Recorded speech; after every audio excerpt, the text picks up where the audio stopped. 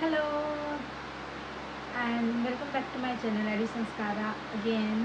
So today we'll be doing the substitution method of linear equation into variables. Last class we have seen the elimination method, Cramer's rule, and now we will be dealing with the substitution method. In this video I have solved the substitution method problems. यहाँ पे मैंने दो types के substitution methods के problems solve किए हैं. इस video में आपको देखने को मिलेंगी कि दो टाइप्स के सब्स्टिट्यूशन मेथड्स होते हैं.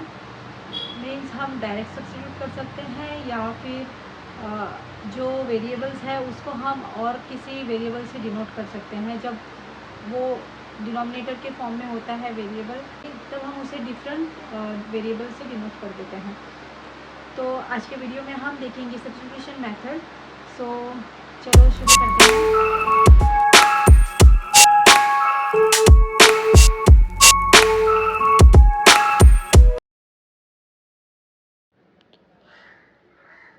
ये हमारा फर्स्ट क्वेश्चन है. यही क्वेश्चन मैंने लास्ट क्लास में भी सॉल्व किया था यूजिंग एलिमिनेशन मेथड. आप इसे सब्स्टिट्यूशन मेथड से भी सॉल्व कर सकते हो. तो मैं आपको बताऊंगी कि इसे सब्स्टिट्यूशन मेथड से कैसे सॉल्व किया जाता है. तो आप या तो फर्स्ट इक्वेशन लो या सेकेंड इक्वेशन लो, जो भी आपको ईजी लगे.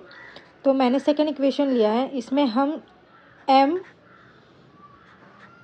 m को कैसे लिख सकते हैं. m is equal to -7 -6n जो है वो हम इस साइड लेके आएंगे तो ये +6n बन जाएगा. ओके, ये इक्वेशन जो है थर्ड इक्वेशन हम सब्स्टिट्यूट करेंगे first equation. Put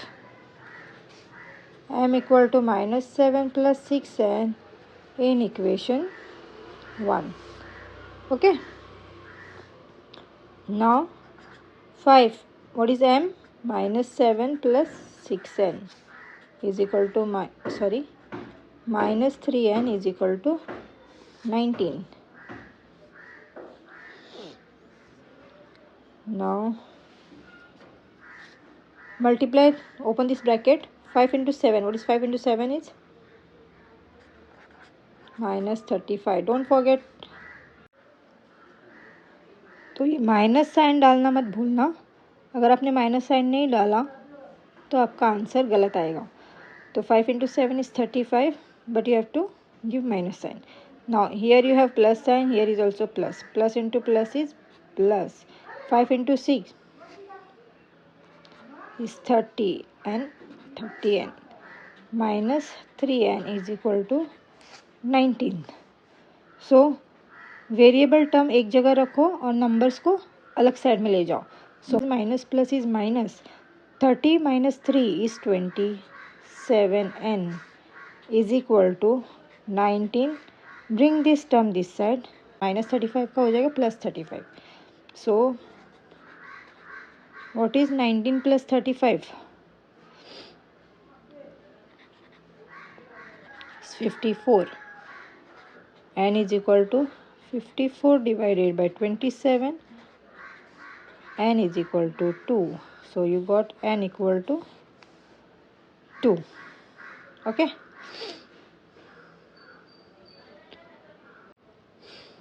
Now substitute this n equal to 2 in equation 3. You can substitute in 2 also or 1 also. आपको सेम ही आंसर मिलेगा. So m is equal to -7 + 6n. m is equal to -7 + 6 into 2 is 12. So m is equal to -7 + 12 is +5.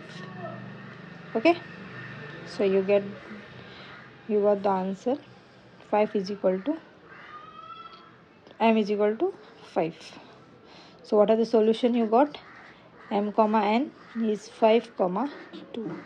तो आप check कर सकते हो कि last class में हम लोगों ने जो सॉल्व किया था बाय एलिमिनेशन मेथड, उसमें भी हमें m का वैल्यू क्या मिला था?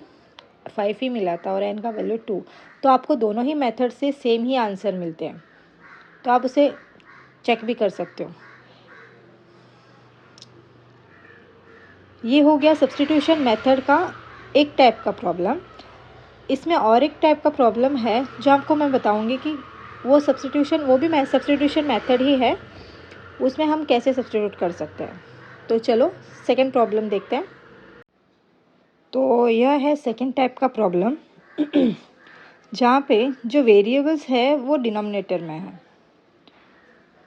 सो जब ऐसे दिया जाता है तब भी हम सब्स्टिट्यूशन मेथड यूज़ कर सकते हैं, जिसमें सब्स्टिट्यूट क्या करोगे आप, जब ये क्या है 1/x in terms of 1/x और 1/y है ना।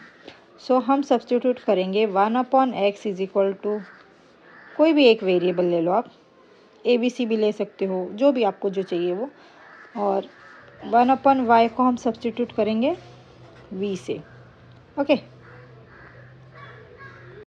सो हमारा इक्वेशन क्या हो जाएगा अभी, जब हम 1/x की जगह लिखेंगे u और 1/y की जगह लिखेंगे v, तो हमारा इक्वेशन क्या होगा 2u minus 3v is equal to 15, ये हमारा हुआ थर्ड इक्वेशन, और 8u plus 5v is equal to 77, ये हमारा होगा फोर्थ इक्वेशन। ओके, अब इसे हम या तो एलिमिनेशन मेथड से सॉल्व करो या सब्स्टिट्यूशन मेथड से सॉल्व करो। तो चलो सॉल्व करते हैं इसे एलिमिनेशन मेथड से। तो हम यहाँ पे एलिमिनेशन मेथड यूज़ करेंगे। यहाँ पे 8 है, यहाँ पे 2 है, तो हम इसे 8 बना सकते हैं। कैसे, multiply 4। Okay, multiplying this equation by 4 you will get here 8. So 4 into 2 is 8, 4 3s are 12, and 15 4s are 60. Keep the fourth equation as it is, 77. But here you have both plus sign, so change the sign. By changing sign, minus minus minus, this will get eliminated. Now considering new sign, don't consider this sign, considering new sign, that is minus minus will be plus, 12 plus 5 is 17v. Give the bigger number sign. What is bigger number sign? 12 minus, so minus 17v. What is 77? 60 minus sign, so here also you will get 17. Okay, so v will be equal to 17 divided by 17, that will be equal to 1. Okay, this minus will get cancelled. So now substitute this v equal to 1 in equation third. Okay, in equation 3 v equal to 1, substituting v equal to 1 in equation 3. So 2u minus 3v is equal to 15. 2u minus 3 into 1 is 3 is equal to 15. 2u is equal to 15 minus 3 जब इस side लेके आओगे तो plus 3 बन जाएगा. 2u is equal to 15 plus 3 is 18. u is equal to 18 divided by 2. u is equal to 9. Okay, so you got u and you got v also. Now after solving this, you have to go back in your main equations because you require x and y, not u and v. So final answer is not 1 and 9. Now you have to substitute v equal to 1 and u equal to 9 in equation. First you have to substitute here 1 upon x is equal to u, 1 upon y is equal to v. After that you will get x and y. अब हमें पता है 1 upon x is equal to u हम लोगों ने consider किया था और 1 upon y is equal to v consider किया था. सो एक्स क्या बन जाएगा, 1 upon u will be equal to x and 1 upon v will be equal to y. So x will be equal to 1 upon u क्या था हमारा 9, okay, and y 1 अपॉन v, so v क्या था 1, सो 1 अपॉन 1 will be equal to 1 only, okay, 1 upon 1 will be your 1. So you got the answer.